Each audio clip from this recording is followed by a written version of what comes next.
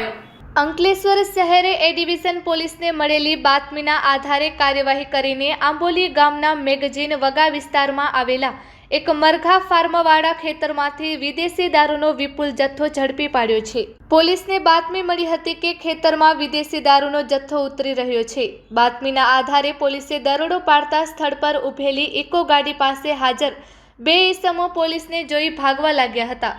જોકે પોલીસે તેમને કોર્ડન કરી પકડી પાડ્યા હતા। પોલીસે સ્થળ પરથી ભારતીય બનાવટના વિદેશી દારૂની નાની મોટી બોટલ તથા બિયર ટન મળી કુલ 840 નંગ દારૂનો જથ્થો જપ્ત કર્યો હતો, જેની કિંમત ₹4,04,160 થાય છે। જપ્ત કરાયેલા દારૂના જથ્થામાં સિગ્રામ્સ, આર્કોનિક્સ, ઓલ્ડ મંક અને કિંગફિશર જેવી વિવિધ બ્રાન્ડ્સનો સમાવેશ થાય છે।